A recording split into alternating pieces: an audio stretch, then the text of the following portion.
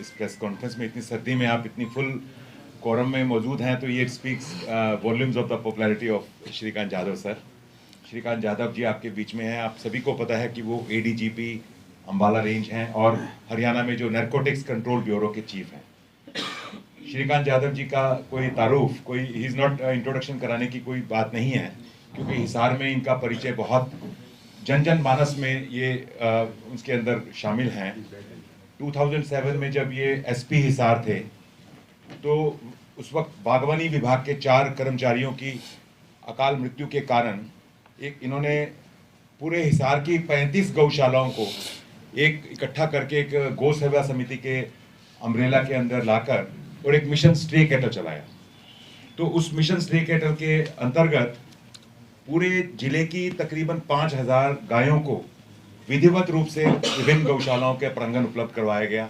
6000 रुपये प्रति गाय का एक अमाउंट रखा गया, भी आप गोद ले सकते हैं। तो 5000 गायों को उस वक्त जो है 1.25 करोड़ रुपए इकट्ठे हुए।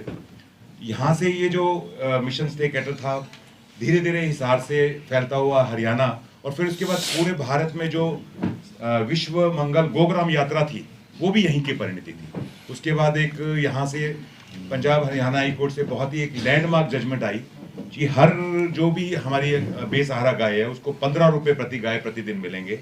उसको सुप्रीम कोर्ट में काफ़ी हुआ।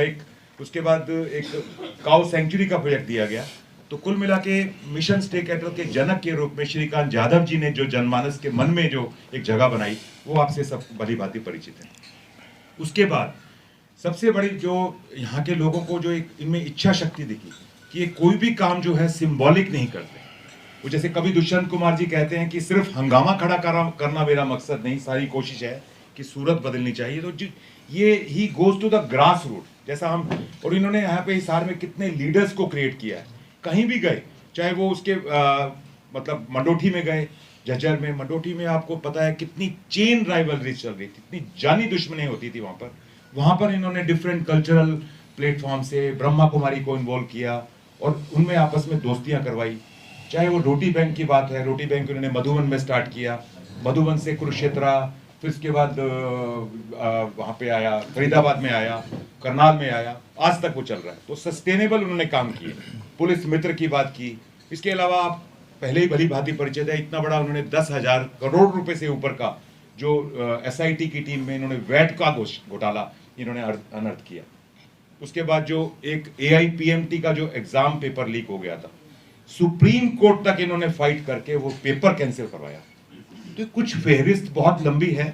और नशा मुक्ति की बात है तो 2000 में जो इन्होंने प्रयास का जो इन्होंने एक NGO फॉर्म की थी हिसार में आने से पहले, तो वो उन्होंने इतना बढ़िया कहा, कई बार हम उदास हो जाते थे ये कैसे चलेगा। तो उन्होंने एक बहुत अच्छा एक पंच लाइन दी कि तू निश्चय तो कर, तू कदम तो बढ़ा, निकल आएगा एक नया रास्ता। और उसके बाद वो पूरा का पूरा जो प्रयास, जो एक डी एडिक्शन की मूवमेंट थी, वो धीरे धीरे पूरा करके उन्होंने पूरा स्टेट मॉडल बन चुका है। और अपने लेवल पे इन्होंने वहां जाके बॉर्डर पे जाके, इतने इंटरनेशनल कार्टल थे इजराइल में, यूरोप के, वहां उन्होंने ओपियम्स और वो बस्ट किए हैं। तो आज इन्होंने जो बाकी नशा मुक्ति के बारे में जाधव सर आपको सारा बताएंगे, पर वो पूरा का पूरा इन्होंने जो एक मॉडल तैयार किया है, माननीय मुख्यमंत्री जी और होम मिनिस्टर पर्सनल लेवल पे उन्होंने इनका जो मॉडल अडॉप्ट किया है, स्टेट एक्शन प्लान, उसके बारे में सर बताएंगे। और एक और इनका जो एक लैंडमार्क जो काम मैं यहाँ पे भूल जाऊंगा, वो है फास्ट ट्रैक सिस्टम, जो track.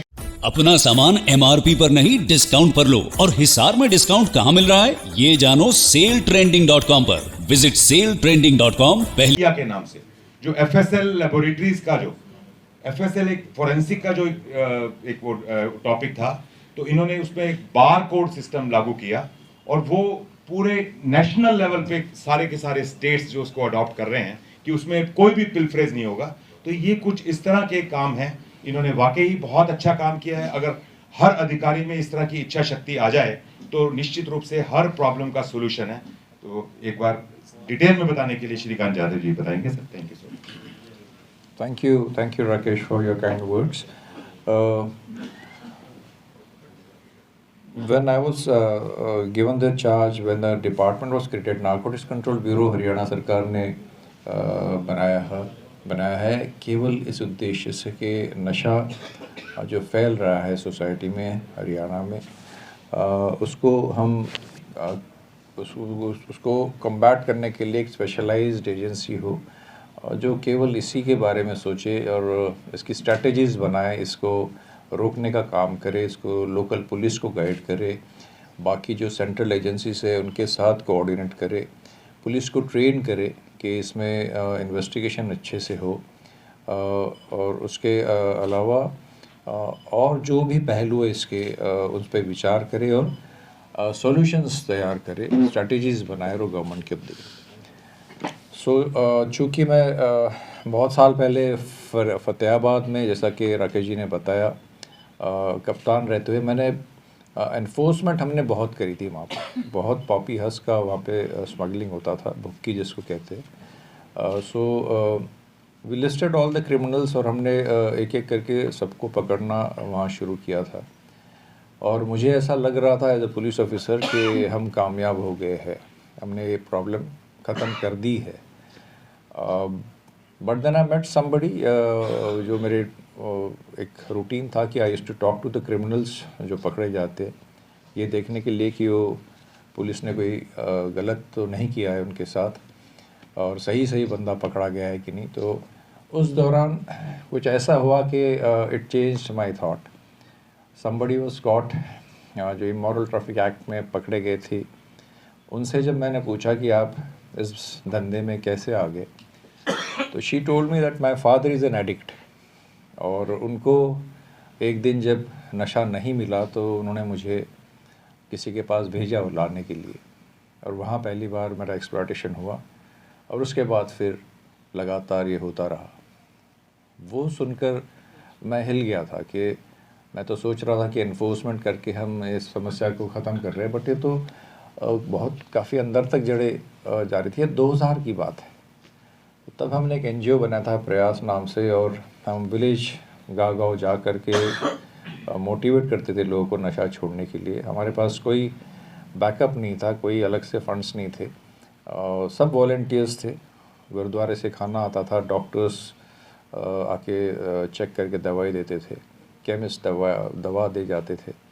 We used to take them, we used to treat them और फिर उनका फॉलोअप भी करते थे कि उनमें से कितने लोग वापस तो नहीं गए हैं और जो छोड़ चुके उनको उनके गांव में जाके हम सम्मानित भी करते थे। तो ये समस्या मैं सबसे पहले आप मेरे सभी प्रेस के साथी को बताना चाहूँगा कि it's not a easy thing to say कि ये केवल पकड़ लो जी, एनफोर्समेंट कर लो और ये ख़त्म हो जाएगा। It is more than that. ये अभी तो एक बहुत बड़ा सोशल प्रॉब्लम सबके सामने या बन के आ रहा है, because so many things are interconnected, you know, जो इस प्रॉब्लम को बढ़ावा दे रहे। तो इसीलिए एक स्पेशलाइज्ड डिपार्टमेंट गवर्नमेंट ने बनाया था और उसको क्योंकि मैं narcotics control bureau of India में रह चुका हूँ, इसलिए शायद मुझे ये मौका दिया। तो मेरा ये मानना बड़ा क्लियर था कि केवल एनफोर्समेंट से नशा मुक्ति नहीं हो सकती, एनफोर्समेंट से क्रिमिनल्स पकड़े जाएंगे, लेकिन ये एक ऐसा क्राइम है जिसमें हमारे यहाँ के जो यूथ है, जो गरीब तबका है, उनको बड़े आसानी से ल्योर करके यूज़ किया जा सकता है थोड़े से पैसे के लिए। एक चीज़ यहाँ से वहाँ पहुँचानी है, थोड़े से पैसे के लिए वो कर देते, उनको कानून नहीं पता होता कि इसमें सज़ा कितनी है। सो दैट इज़ वाई इसके फैलने के जो स्पीड है वो भी थोड़ा तेज़ होता है। So when we thought about it, हमने एनफोर्समेंट तो शुरू किया, ज़िला पुलिस कर ही रही है, नारकोटिक्स कंट्रोल ब्यूरो एनफोर्समेंट कर रही है, STF एनफोर्समेंट कर रही है, बट वी वांटेड सिस्टम जो ऐसा स्ट्रक्चर हो जो अफसर आए या गए वो वहाँ रहे और वहाँ उसके स्ट्रक्चर के ज़रिए इंफॉर्मेशन आती जाती रहे। That is why we drafted a state action plan, जो अभी 26 जून को जो इंटरनेशनल डे अगेंस्ट ड्रग्स होता है, उस दिन माननीय मुख्यमंत्री महोदय ने उसको लॉन्च किया और माननीय गृह मंत्री जी ऑनलाइन थे, उनके तबीयत ठीक नहीं थी, तो उसके 5 लेयर्स हैं उस प्लान के। ये एक तो स्टेट लेवल की बॉडी है, एपेक्स कमेटी है, उसके बाद ज़िला डिस्ट्रिक्ट की मिशन टीम्स है, then we have the sub division level पे मिशन टीम्स है हमारी, और उसके बाद जो प्राइमरी हेल्थ सेंटर्स है उनको हमने क्लस्टर मिशन टीम्स कह रहे हैं, जो हमारा फर्स्ट पॉइंट ऑफ कांटेक्ट रहेगा for victim, I will not से एडिक्ट, जो विक्टिम है इसके उनको पहुंचाने का, उनको वहां तक ले जाने का। तो we have cluster mission teams, और उसके बाद जो सबसे बेसिक लेवल पे है वो है हमारी विलेज मिशन टीम्स और वार्ड मिशन टीम्स। मतलब हरियाणा के हर गांव में और हरियाणा के हर वार्ड में एक मिशन टीम रहेगी जो केवल ड्रग्स के लिए काम करेगी, डेटा कलेक्ट करेगी, विक्टिम्स को आइडेंटिफाई करेगी, उनको नेक्स्ट लेवल तक ले जाने का काम करेगी।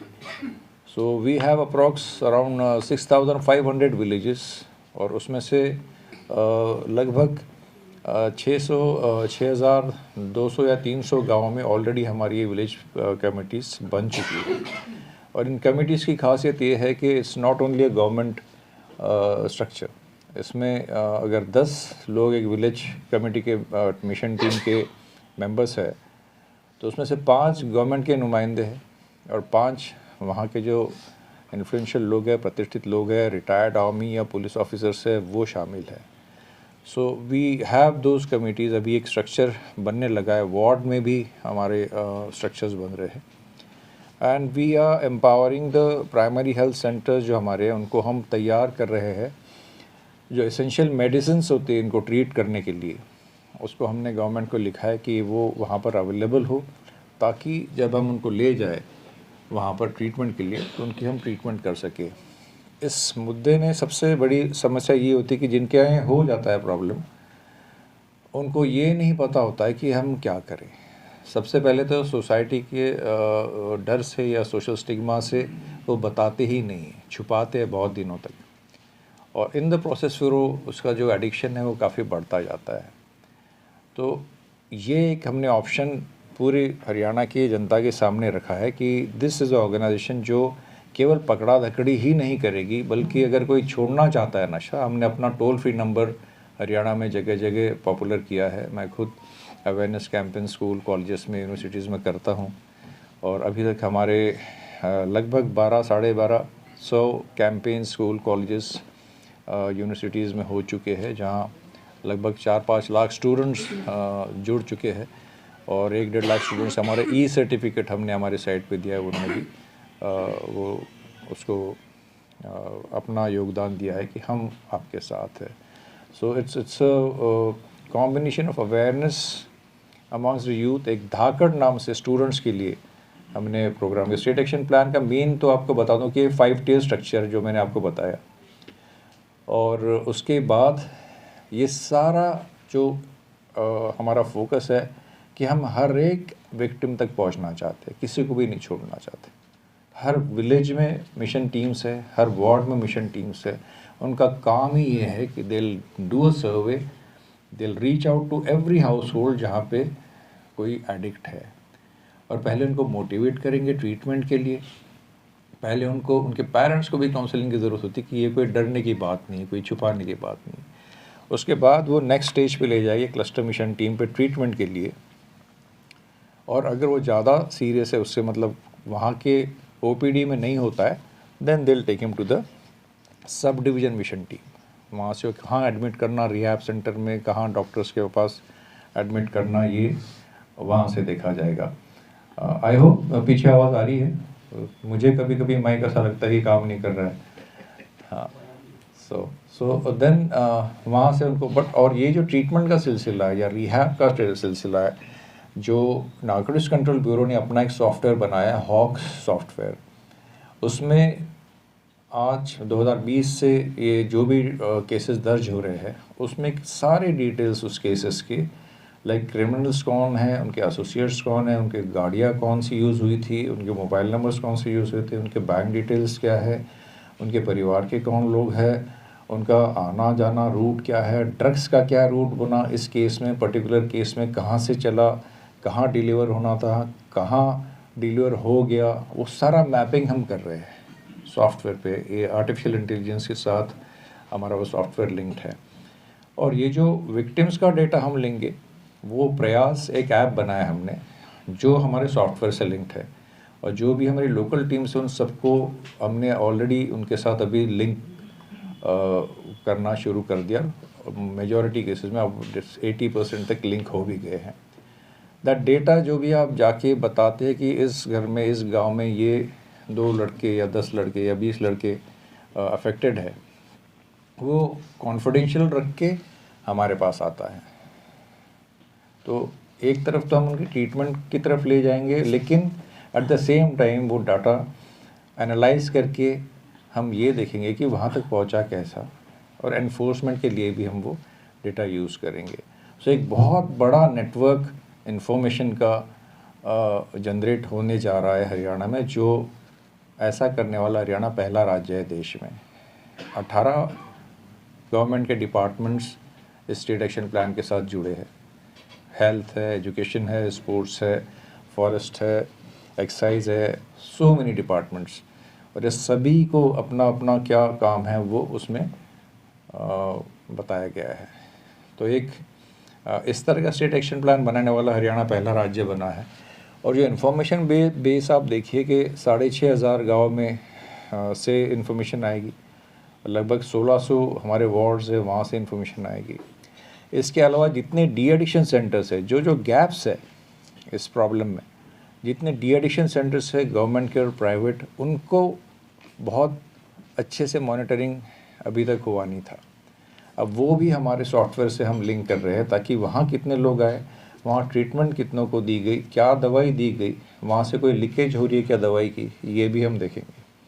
उसके अलावा जो सबसे आजकल यंगस्टर्स में आसानी से अवेलेबल हो रहा है वो है फार्मास्यूटिकल, जो रिटेल्स है वहाँ से उनको जो ड्रग्स मिल जाते हैं, प्रोहिबिटेड ड्रग्स जिसमें नारकोटिक कंटेंट होता है।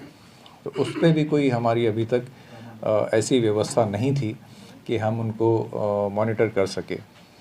अभी हमने एक ऐप बनाया, साथी ऐप, जो हमने टेस्ट कर लिया 2 डिस्ट्रिक्ट्स में, और अभी पूरे हरियाणा में ये लागू होगा कि जो प्रतिबंधित दवाइयाँ हैं जिसमें नारकोटिक कंटेंट है, ऐसी दवाइयाँ वो मैंडेटरी रहेगा कि उस ऐप के ज़रिए ही ली जाएगी इन स्टॉक और दी जाएगी।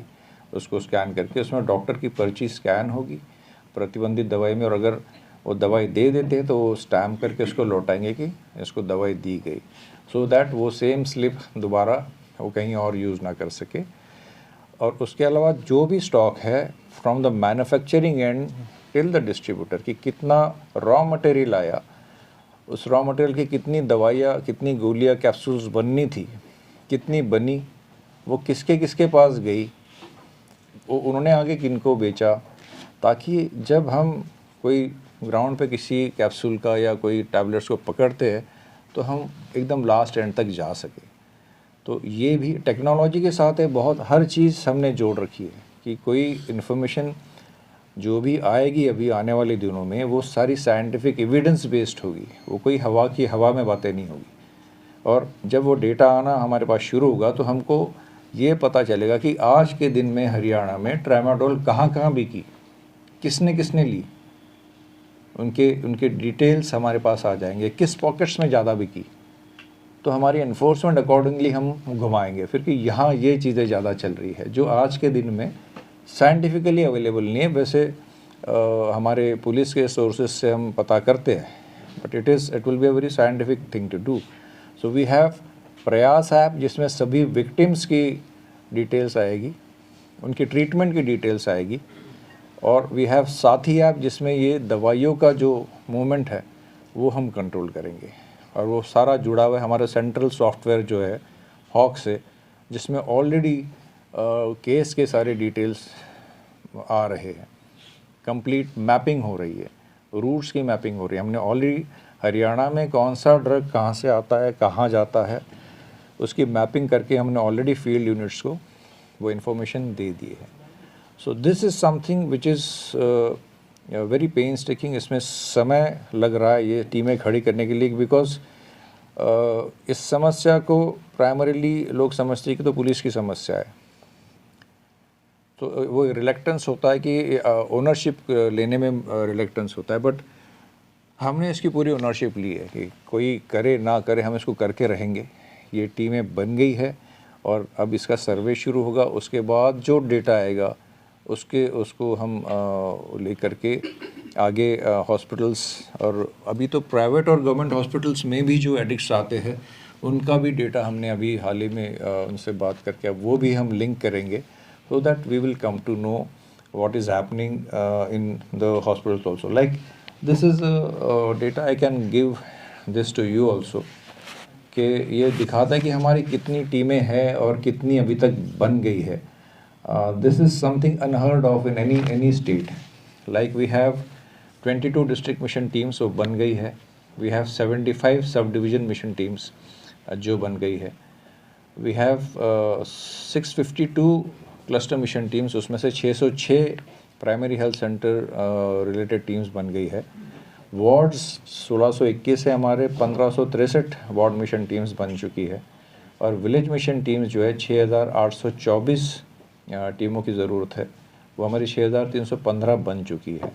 और इसमें हर टीम में विलेज और वार्ड में 10-10 मेंबर्स है, बाकी इसमें 5-5 है और डिस्ट्रिक्ट मिशन टीम में 9 है। तो ये सारे अगर आप इनको मेंबर्स को जोड़ते हो पब्लिक और प्राइवेट, तो ये टोटल लगभग 70-80 हज़ार लोग इसमें डेली इस मिशन पे काम कर रहे होंगे। और जो इन्फॉर्मेशन नेटवर्क की मैं जो बात कर रहा हूँ, इन्फॉर्मेशन फ़्लो की बात कर रहा हूँ, तो हमारे जितने केमिस्ट के रिटेल्स है, जो 20-22 हज़ार केमिस्ट के रिटेल्स है और हमारे स्कूल कॉलेजेस है 15-16 हज़ार वो जो है, और उसके अलावा ये सारी टीमें मिला के इस स्टेट एक्शन प्लान में लगभग 55,000 इंफॉर्मेशन गैदरिंग पॉइंट्स बन रहे हमारे, और उतने 55,000 जगहों से जो इन्फॉर्मेशन आएगी उसको प्रोसेस करके हम एनफोर्समेंट के लिए, डी एडिक्शन के लिए, अवेयरनेस के लिए यूज़ करेंगे। This is something which is very important to go to the people कि ऐसी एक व्यवस्था बन रही है जिसमें हमने एक टोल फ्री नंबर भी दिया है 90-508 91-508। ये घर घर तक हम पहुंचा रहे हैं, वो 24 आवर्स अब चलता है। इस पे जो सूचना आती है पकड़ने के लिए वो भी तुरंत पकड़े जाते हैं, और जो छुड़वाने के लिए आती है सूचना उसके लिए हम अपने लेवल पे उनको लेकर जाते हैं और ट्रीटमेंट हम देने की कोशिश कर रहे हैं। But this is a issue जिसमें हमको हेल्थ विभाग से भी, एजुकेशन विभाग और एक चीज़ जिसका इम्पोर्टेंट कंपोनेंट है, जो मेन हमारा टारगेट है इसमें कि यूथ तक पहुंचने का है। तो हमने धाकड़ नाम से एक प्रोग्राम शुरू किया है यूथ्स के लिए स्कूल कॉलेजेस में। मैंने HAU में अभी कुछ दिनों पहले उसका आगाज़ किया था कि इसमें ये नाम मुख्यमंत्री महोदय ने सजेस्ट किया था कि इसका नाम धाकड़ रखा जाए। तो इसको हर स्कूल कॉलेजेस में एजुकेशन डिपार्टमेंट और NCB और बाकी विभाग मिलकर we are reaching out to all the students, जिसमें 5 स्टूडेंट्स का एक ग्रुप बनेगा, धाकड़ ग्रुप, जिनका बेसिकली काम ये रहेगा कि वो आपस में एक दूसरे को एक सपोर्ट ग्रुप की तरह देखेंगे, सेल्फ हेल्प ग्रुप की तरह देखेंगे, और ख़ुद उनमें से किसी अपने दोस्त की उनको लगता है कि बिहेवियर थोड़ा चेंज हो रहा है, थोड़ा चिड़चिड़ा हो रहा है या शांत हो रहा है या एब्सेंट हो रहा है, तो ये बातें वो अपना टीचर के नोटिस में लाएंगे, जो सीनियर धाकड़ जिसको बोला गया है। और टीचर, जब ये सभी टीचर्स इस इन्फॉर्मेशन को गैदर करके प्रिंसिपल को नोडल धाकड़ बोला जाए, उनके पास इन्फॉर्मेशन आएगी। और हर स्कूल कॉलेज का प्रिंसिपल, चाहे वो विलेजेस में है या वार्ड्स में है, वो हमारे स्टेट एक्शन प्लान की मिशन टीम्स में का मेंबर है। वो इन्फॉर्मेशन हमारे पास आएगी, then we will process it and will get in touch with their parents and try to take them, wean them away from this. This is the state action plan which I wanted to tell you। आप सबके बताना चाह रहा था कि इस action plan का अभी हाल ही में जो नेशनल कोऑर्डिनेशन मीटिंग होती है, जो इसमें सेंटर के ऑफिसर्स होते हैं, सेंटर की नारकोटिक्स कंट्रोल ब्यूरो भी होती है, उस मीटिंग में अभी हाल ही में जो जिसकी स्टेट लेवल मीटिंग जो हुई थी NCORD की, उसमें इस प्लान को one of the best plans to combat drug trafficking माना गया है। और ये कहाँ उन्होंने एनसीबी ने कि ये हम बाकी राज्यों में भी इसको सर्कुलेट करेंगे। सो this is effort which requires your help. आपके ज़रिए ये लोगों तक पहुंचाना बहुत ज़रूरी है कि ऐसी एक संस्था भी है हरियाणा में जो नशा पकड़ने के लिए और नशा छुड़वाने के लिए भी काम कर रही है। ये टोल फ्री नंबर है, आप जब चाहे उस पर कॉल करके अपने एरिया में कुछ हो रहा है तो वो बता सकते हैं। और अगर किसी को नशा किसी के फैमिली में घुस गया है तो वो हमें बता सकते हैं ताकि हम उनकी हेल्प कर सकें। और this is the state action plan in brief. आप सभी के अगर मेल एड्रेसेस होंगे हमारे पास तो we can mail the plan to you, इसमें आपके पास सारे डिटेल्स आ जाएंगे। If you have any questions. Sir, आंकड़ों की अगर बात करें तो पूरे प्रदेश अगर हम देखें पिछले कुछ सालों के मुकाबले अभी जो ट्रेंड है, करंट ट्रेंड जो है वो कौन से नशे का सबसे ज़्यादा है? और क्या रूट की बात करें या तरीकों की बात करें तो नशा स्मगल करने का क्या तरीका कोई बदला है, कुछ नए तरीके आए हैं जिससे सावधान रहने की ज़रूरत है? See, traditionally Haryana was never a place जहाँ पे फाइनल डेस्टिनेशन होता था। ये कई सालों से एक ट्रांजिट एरिया रहा है, दिल्ली, पंजाब, इधर उधर। But now it is changing. It is not only transit but यहाँ भी we are surrounded by states जहाँ पर ये प्रॉब्लम्स बहुत ज़्यादा है। Like Punjab is affecting Haryana, Delhi is affecting Haryana, UP is affecting Haryana, Himachal is affecting. So we are getting all sides, सभी तरह के ड्रग्स हमारे पास आ रहे हैं। मतलब उड़ीसा, आंध्रा से भी आ रहा है जो आपका ड्रग्स आता है। बट जो एरिया ऑफ कंसर्न है वो हमारा है जो हालांकि सीजर्स के मामलों में अगर आप देखोगे तो पॉपी हस्क यहाँ ज़्यादा पकड़ी जाती है। बट जो एरिया ऑफ कंसर्न है वो जो फार्मास्यूटिकल ड्रग्स का जो प्रमाण बढ़ गया है वो, और जो चिट्टे का जो प्रभाव बढ़ गया है वो, that is an area of concern. And it's not कि बहुत इनोवेटिव तरीके ये हो रहे कि जो टेक्नोलॉजी को यूज़ करके डिलीवरी हो रही है, लाइक डार्क वेब से डिलीवरी हो रही है। कोविड पीरियड में भी डार्क वेब में दुनिया भर में डार्क वेब से ट्रांजैक्शंस होती रही है, उसको कम्बैट करना। या फिर नॉर्मल कम्युनिकेशन से बातें लगभग सभी लोग बंद कर देते हैं। जो भी ऐप्स आ रहे हैं टॉकिंग के अलग अलग, उसके ज़रिए बात करते हैं। That has made enforcement little difficult, but we are also trying to overcome it. We are trying to have a system analyst with NCB and other agencies also, और इसको कम्बैट करने की ज़रूरत है और उसके काम भी हो रहा है उसके बारे में। दिल्ली से नाइजीरियन का नेटवर्क काफी चल रहा है सर, वैसे हीरोइन की काफी सप्लाई थी। कोई भी केस पकड़ा जाए तो पता चलता है कि दिल्ली से पिलर नंबर फलाना से, वहाँ से छतरपुर से लाते। तो वो नेटवर्क तोड़ क्यों नहीं पा रहे हैं? क्या रीजन सर कि वहाँ पर उनको क्यों नहीं कैप्चर कर पा रहे हैं? और उन पे वो बिना वीज़ा के रह रहे हैं या उसके रह रहे हैं तो उसके बाद भी एक्शन नहीं उनके ऊपर? नहीं, see, if you see, whole number of Nigerians are getting caught by Delhi police, by Delhi का अपना नार्कोटिक्स का सेल है और NCB का मुख्यालय भी वहीं पर है। और मैं NCB में रहा था तो हमने कई घंटे बिताए हैं इन नाइजीरियंस के पीछे खड़े रह के उनको ऑब्जर्व करने में। एक केस पकाने में 2-2, 4-4, 10-10, 20-20 दिन लगते थे। और हम it's not easy. The Nigerians जो इस बिज़नेस में आए हैं वो they know how our things operate. वो थोड़े जानते हैं कि किस तरह से है। और कई बार ये होता था कि हम उन तक पहुंचते थे, उनके घर तक पहुंचते थे और वो 1 मिनट में फ्लश में वो ड्रग्स जो है डाल के फ्लश कर देते थे। And they are well built also. But in spite of that there are whole number of seizures जो दिल्ली पुलिस और हरियाणा पुलिस ने भी अभी हाल ही में हमने भी नाइजीरियंस को वहाँ से पकड़ा है। बट इट्स ए इशू जो वहाँ पे दिल्ली में यहाँ आते हैं तो ये क्लोजली देखने की चीज़ है कि ओवर स्टे कौन कर रहा है, कि इनकी वीज़ा ख़त्म। और उनको जो पकड़े जाते हैं क्योंकि इसमें डिप्लोमेटिक एंगल भी आता है, तो we need to inform the embassy and we also have to inform the concern educational institution कि ऐसे लोगों को जो ड्रग्स में शामिल है they should not be allowed to continue education, यह वो है। एक्शन हो रहा है, बट जो दिल्ली में इनका एक नेटवर्क बना हुआ है वो अभी पूरी तरह से ख़त्म नहीं हुआ है। सर, पुलिस विभाग द्वारा जो कई गांव अडॉप्ट किए थे हरियाणा के, तो उसमें जागरूकता अभियान चलाया था आपने इसको नशा मुक्ति को लेकर, कितने यूथ को अभी तक मतलब नशा मुक्त करवा चुके हैं? आप मेरे समय की बात करें तो the figure touched around 1500 families को हमने टच किया था, जिनका मेरे पास रिकॉर्ड था।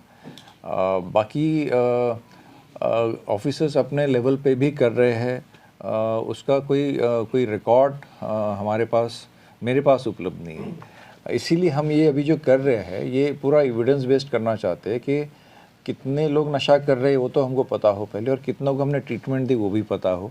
So everything will be recorded. जो इंडिविजुअल एफर्ट्स ऑफिसर्स करते हैं उससे ये होता है कि आज कोई ऑफिसर आया है, उसने कुछ किया, फिर नेक्स्ट टाइम वो हुआ नहीं, वो ख़त्म हुआ। That is why we are erecting a structure. ये जो 5-tier स्ट्रक्चर बना है अभी, ये चाहे मैं रहूँ ना रहूँ, ये स्ट्रक्चर रहेगा, ये इन्फॉर्मेशन रहेगी, ये टेक्नोलॉजी रहेगी, तो वो एक रेगुलर इन्फॉर्मेशन फ़्लो शुरू हो जाएगा आने वाले दिनों में, जो हमको हर महीने क्या हर दिन का बताता रहेगा कि आज हरियाणा में ये समस्या है, कौन सा ड्रग कितना बिक रहा है, क्या रूट्स बन रहे हैं, जो आपने पूछा था। सर, ये सॉफ्टवेयर तैयार किया है जो पुलिस वाले, तो उसमें सर अब तक कितने क्रिमिनल्स का डाटा रिकॉर्ड? 2020 के बाद के सबका हमने क्रिमिनल लगभग कितने होंगे, मोर देन 40,000 30,000 40,000 क्रिमिनल्स का उसमें आ चुका है। और बड़ा इंटरेस्टिंग है वो, इट पूरा उसका ड्रग्स का रूट जो है वो प्लॉट कर देता है। उससे हमको काफ़ी मदद मिलती है। हमको ये जानने में मदद होती है कि हमारे राज्य में ये अगर 1000 केसेस को हम एनालाइज करें तो इसमें से कौन से दूसरे राज्य हमको अफेक्ट कर रहे हैं, कौन से राज्य से चली थी वो, तो वो डिटेल्स हमारे पास अभी आने लग गए कि हमको कौन से राज्य ज़्यादा अफेक्ट कर रहे हैं। और हम उन राज्यों को भी लिख रहे हैं कि ये आप भी थोड़ी सख्ती करो, ये आपकी वजह से हमारे राज्य में दिक्कत हो रही है। कौन से राज्य है जो इफेक्ट कर रहे हैं? सी दिल्ली हमको अफेक्ट करता है, यूपी अफेक्ट करता है, उड़ीसा से भी चल के गांजा पत्ती आती है, आंध्रा से भी आती है। अभी तक तो सर यही कहा जाता है कि राजस्थान और पंजाब से हरियाणा में ड्रग्स ज़्यादा सप्लाई होता है। नहीं, राजस्थान पंजाब से तो ट्रेडिशनली होता ही था, बट अभी हमको दिल्ली भी अफेक्ट कर रहा है। अगर आपने देखा होगा कि बहुत बड़े जो सीजर्स देश में हुए हैं, जो गुजरात पोर्ट पे हुए हैं, उसका डेस्टिनेशन दिल्ली था। तो जब इतनी बड़ी तादाद में दिल्ली में आ रहा है तो आप सोच सकते हैं कि वो कहीं निकलेगा भी बाहर। तो हमको दिल्ली अफेक्ट कर रहा है, हमको पंजाब, राजस्थान, मध्य प्रदेश, यूपी, हिमाचल प्रदेश और उड़ीसा, झारखंड, वहाँ से भी हमने ट्रेस करने में वहाँ जा के हमने लोगों को पकड़ा है। एनसीबी अभी जो एक काम एनसीबी ने शुरू किया है कि पहले या नॉर्मली ये होता रहा है प्रैक्टिस, हम अभी सभी डिस्ट्रिक्ट यूनिट्स को भी हम इसको फॉलो करने लगा रहे हैं कि पहले ये होता कि भाई जिसने ड्रग लेके लड़का पकड़ा गया, केस ख़त्म हो गया, उससे समस्या कभी ख़त्म नहीं हो सकती। हमारे एनसीबी के ऑफिसर्स हमारे साथ बैठे, उनको ये आदेश है कि एक केस का मतलब है एक नेटवर्क तोड़ना, उसमें कितने लोग आगे थे, कितने लोग पीछे थे। तो we are going till the end, चाहे हमको झारखंड जाना पड़ रहा है, हमको उड़ीसा जाना पड़ रहा है, हम वहाँ तक जा रहे हैं। उसमें समय लगता है, मेहनत लगती है, but unless we do that, ये समस्या है। ये सोनीपत में चेक किया था जी, सोनीपत में टेस्ट किया है। दूसरा रोहतक में इसको पार्शियली टेस्ट हुआ है, पर अभी वो गवर्नमेंट के पास गया है। वेरी सून वो सभी सभी स्टेट्स में शुरू, सभी राज्य अपने डिस्ट्रिक्ट्स में शुरू हो जाएगा जी। हमने हमारा काम करके गवर्नमेंट के पास दे दिया। अगर से अलग से कोई कानून बनाया गया है क्योंकि जहाँ फैक्ट्रियों से वो उनको ऐप में अपलोड करना होगा? सी ड्रग्स और कॉस्मेटिक एक्ट्स में ना ऑलरेडी रिकॉर्ड रखने का प्रावधान है। We are suppose to keep a record, we are only digitising it. हम केवल इसको डिजिटल रिकॉर्ड रख रहे हैं। रिकॉर्ड रखने का तो प्रावधान ऑलरेडी उस एक्ट में है। सर शहर हिसार के पास में नज़दीकी गांव है सातरोड, वहाँ पे नशा काफ़ी फैल गया था, तो युवाओं ने उसके लिए आवाज़ उठाई और नशा मुक्ति के लिए अभियान चलाया। तो उनका ये रहता है शिकायत कि भी थोड़ा नशा मिलता है जहाँ पे उन पे कार्रवाई कम हो पाती है। ये बोल दिया जाता है कि थोड़ी मात्रा में मिलता है। इस समस्या को ना बहुत डीपली समझने की ज़रूरत है। जो नशा कर रहा है, जो थोड़ी सी मात्रा में कहीं से ला रहा है या ले रहा है, एक नशेड़ी में और एक क्रिमिनल में हमको फ़र्क करना है। ये जो स्टेट एक्शन प्लान का जो थ्रस्ट है, अगर हम ये छोटा नशा करने वाले लोगों को हम उनसे दूर ले जाए तो हम डिमांड कम कर रहे हैं, हम डिमांड ख़त्म कर रहे हैं। छोटे केसेस में बहुत स्मॉल क्वांटिटी में ये भी प्रावधान है कानून में कि अगर पुलिस इससे संतुष्ट है और ये साबित कर दे कि ये नशेड़ी है तो उसको प्रोसिक्यूशन से इम्यूनिटी देने का भी प्रावधान कानून में है, जो अभी तक हुआ नहीं। ये पहलू कहीं यूज़ नहीं हुआ है, बट अब हमने इस सरकार को लिखा है कि जो छोटे क्वांटिटी में पकड़े जाते हैं, जो नशा खुद कर रहे हैं, वो उनको हम कोर्ट को लिख सकते हैं, बशर्ते कि वो एक कंडीशन है उसमें कि ये डी एडिक्शन प्रोग्राम में जाए। अगर वो डी एडिक्शन प्रोग्राम जो हमने चला रखा है उसमें जाता है, नशा छोड़ता है, तो हम उसको छूट देंगे, कंडीशनल होती है। अगर हम वो नहीं बोलता है तो then we prosecute him as a criminal. Sir पिछले दिनों जो आपकी बुलडोजर थेरेपी गवर्नमेंट की आई है, वो कितनी इफेक्टिव रही है सर? बहुत इफेक्टिव रही। सी जब तक इकोनॉमिकली हम हिट नहीं करेंगे नशा तस्करों को, क्योंकि इससे अनाप शनाप पैसा कमा लेते हैं वो, तो इकोनॉमिकली जब तक हिट नहीं करते तब तक इनको कोई चोट पहुंचती नहीं। क्योंकि जो कैरियर्स होते हैं, किसी को 2000 दे दिए, उसको बोलना यहाँ से वहाँ थैला पहुँचाना, गरीब लड़के जाके पहुँचा देते हैं, वो पकड़ा गया तो 10 और खड़े हो जाते हैं। तो इनको इकोनॉमिकली हिट करना बहुत ज़रूरी है। तो इसके 2 चीज़ें हमने करी है। हरियाणा में मेरे ख्याल से हरियाणा नंबर 1 हो जाएगा जो प्रॉपर्टी अटैचमेंट का हमने काम किया है। यहाँ पर हमने there is a provision in the law NDPS में कि हम प्रॉपर्टी अटैच कर सकते हैं। अगर किसी तस्कर की हमको मिल गई तो हमने अभी तक लगभग 35 करोड़ रुपए की प्रॉपर्टी अटैच कर चुके हैं क्रिमिनल्स की, और पाइपलाइन में 10-20 करोड़ के प्रपोजल्स हैं। सो ये हम उनको हिट कर रहे हैं इकोनॉमी। उसके अलावा ये जो इस संपत्ति से निकल के कहीं भी इलीगल कंस्ट्रक्शंस करके बैठे, अपने गोडाउन्स बना लिए या घर बना लिए, तो वो हमने चिन्हित करके पूरे डिटेल स्टडी करने के बाद जो इलीगल कंस्ट्रक्शंस थे उनको हमने प्रशासन की मदद पुलिस ने करी और फिर वी डिमोलिश्ड इट। तो उसका एक बहुत पॉजिटिव मैसेज तो गया ही है। सर बहुत सारे ठिकाने बने हुए हैं शहरों के अंदर, मैंने भी 26 रेड किया, आपने भी अप्रिशिएट किया था।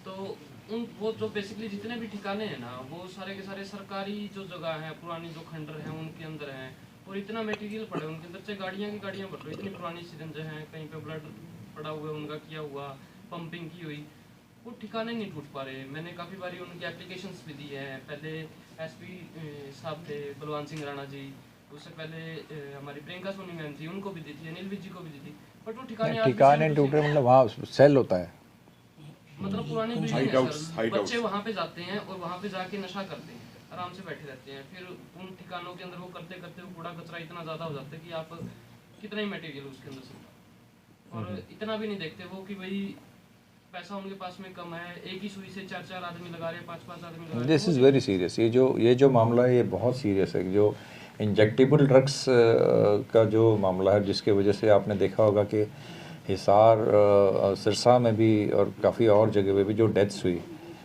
वो भी एक चीज़ हमने की है जो अगेन किसी राज्य ने नहीं करी है। हमने अभी जो ड्रग्स ओवरडोज या मिसयूज़ की वजह से जो डेथ्स होती थी, उस पर पुलिस बस 174 की कार्रवाई करती थी और शांत हो जाती थी, मर गया, इसने ड्रग्स के वजह से हो सकता है ड्रग्स से, बट हमारे पास कोई साइंटिफिक एविडेंस नहीं कि क्या ड्रग्स से ही मरा, और अगर मरा तो फिर दोषी कौन है उसका। तो उस पर अभी हमने एक गहन अध्ययन करके, एक सेमिनार करके, जिसमें सारे टॉप डॉक्टर्स थे, फॉरेंसिक मेडिसिन के फॉरेंसिक एक्सपर्ट्स थे, लीगल एक्सपर्ट्स थे, पुलिस के एक्सपर्ट्स थे, उन सब को लेकर के हमने एक SOP बना के अभी गवर्नमेंट को दी है, जिसमें ये बहुत अगर कोई एडमिट हुआ जिसके लक्षण ऐसे लगते हैं कि इसने नशा किया है, तो डॉक्टर क्या करेंगे, तो उसमें वो क्या क्या स्टेप्स उठाएंगे, बाकी रूल आउट करने के बाद कि भाई ये बाकी चीज़ों में नहीं है, तो डॉक्टर्स क्या करेंगे, फिर पुलिस क्या करेगी, फिर फॉरेंसिक एक्सपर्ट्स क्या करेंगे, पूरा डिटेल हमने एक साइंटिफिक ढांचा बना के दिया है सो दैट, और हमने ये भी इंस्ट्रक्शन दिए कि ऐसे मामलों में 304 में धारा में पर्चा उन लोगों के खिलाफ दर्ज होना चाहिए जिनके ज़रिए उसको वो ड्रग मिला। तो ये हम बहुत इम्पोर्टेंट डॉक्यूमेंट एक ला रहे हैं गवर्नमेंट के सामने। आपकी बात ठीक है, जो आपने कहा है कि ऐसे अड्डे बने हुए, हर शहर में ऐसे अड्डे बने जहाँ बेचा भी जाता है, जहाँ यूज़ भी होते हैं। NCB ने ये किया है अभी, जो हम बाकी सभी लोकल पुलिस को भी हम प्रेरित कर रहे हैं इसके लिए। हमारी जितनी स्ट्रेंथ है, हमारे पास 5 ट्रेन डॉग्स है, स्निफर डॉग्स है, और हम पूरा जो ऐसे लोकेशंस है जो कहते हैं भाई वहाँ तो चलता ही है, हम उसको एक्सेप्ट नहीं कर रहे कि चलता ही है तो हम क्यों चलने दें। सो चाहे हमको ड्रग्स मिले या ना मिले, हम सरप्राइज़ रेड्स करते हैं। हम पूरे 100-200 लोगों के साथ 5 डॉग्स लेके उस एरिया को सराउंड करके we just go and search. उसमें कभी मिल जाता है, कभी नहीं मिलता, बट उससे इम्पैक्ट हो रहा है कि ये जो बस्तियाँ बदनाम थी, वहाँ उनको अभी ये दिक्कत हो रही है कि पुलिस किसी समय आती है, किसी भी समय दरवाज़ा खटखटाती है। DSP साहब ने यहाँ हिसार में भी किया है, फतेहाबाद में किया है। ये हिसार फतेहाबाद सिरसा देखते हैं, प्रदीप हमारे DSP NCB के। सो इस तरह के एक्शंस लोकल पुलिस से भी एक्सपेक्टेड है, और आप अगर ये सूचना हमें दे तो हम लोकल पुलिस से भी करवा देंगे, हमारे यूनिट से भी करवा देंगे। और एक चीज़ और थी सर, मैं काफ़ी यानी कि जो नशा करते हैं उनका इंटरव्यू कर चुका हूँ। उनका एक कहना है कि जैसे सरकार की तरफ से हॉस्पिटल के अंदर मेडिसिन काफ़ी आती हैं नशा छुड़वाने के लिए, वो 2 महीने 3 महीने अपने आप के ऊपर बड़ी मुश्किल से उसको छोड़ तो देते, तैयार हो जाता है, लेकिन वो उसको कंटिन्यू करनी होती है। वो 3 महीने तक, मान लिया उसने नशा छोड़ दिया, 3 महीने तक उसको सिविल हॉस्पिटल ने दवाई दे दी, फिर चौथा महीना लगेगा, सिविल हॉस्पिटल कहेगा पीछे से दवाई नहीं आई, उसकी जो कंटिन्यूटी चल रही थी वो टूट गई सर। वो उसके अंदर वो उसका शरीर जो बेचैन हो जाता है, उसकी मजबूरी हो जाती है दोबारा उस नशे वाली ज़िंदगी को जीना। तो वो क्या करे सर इस माहौल में? अभी तो ये होगा ना कि जो जितने विक्टिम्स है, जितने एडिक्ट्स हैं, उनका डेटा हमारे पास रहेगा। हम एक विक्टिम का फॉलोअप करने वाले हैं, एक विक्टिम का, कि ये कहाँ से ले रहा था, क्या कर रहा है, उसके ट्रीटमेंट का भी फॉलोअप होगा, और वो सारा कंप्यूटराइज्ड होगा कि ये इसने कितने दिन दवाई ली और इसका रिलैप्स का चांसेस पीरियड कौन सा बनता है। ये 2 महीने अगर इसने निकाल दिए तो ये बाहर आ सकता है। We have psychiatrist, a team of doctors is also working with NCB, जो ये देखेंगे, ऑनलाइन काउंसलिंग भी करेंगे, और उनको प्रत्यक्ष रूप में भी हमने गवर्नमेंट से रिक्वेस्ट की कि हर प्राइमरी हेल्थ सेंटर पे हमें मास्टर्स इन सोशियोलॉजी चाहिए जो पहले लेवल का काउंसलिंग करेंगे, और हर जो CSCs है उसमें उनको क्लिनिकल साइकोलॉजिस्ट चाहिए जो उनको काउंसलिंग करेंगे, पेरेंट्स को भी और उनको भी, and then we will design a plan for every victim. So it's lot of hard work.